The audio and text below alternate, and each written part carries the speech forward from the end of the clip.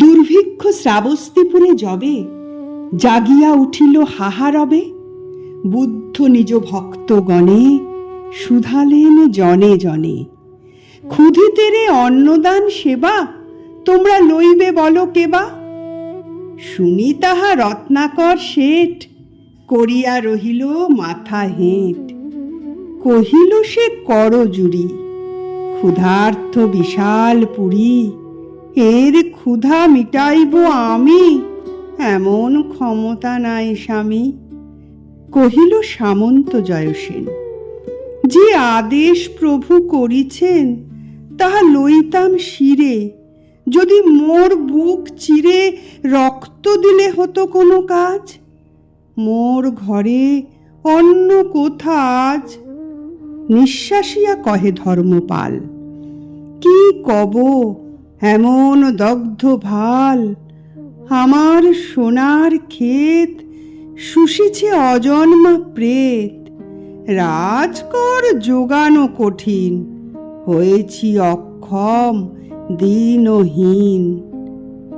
রহে সবে মুখে মুখে চাহি, কাহারও উত্তর কিছু নাহি। নির্বাক সে সভা ঘরে ব্যথিত নগরী পড়ে, বুদ্ধের করুণ দুটি আঁখি সন্ধ্যা তারা সম রয়েছে ফুটি।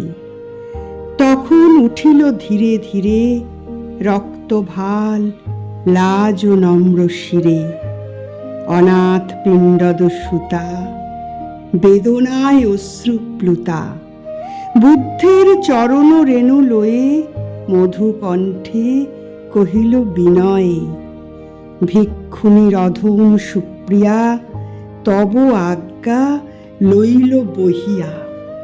কাঁদে যারা খাদ্যহারা আমার সন্তান তারা, নগরীরে অন্ন বিলাবার আমি আজ লইলাম ভার।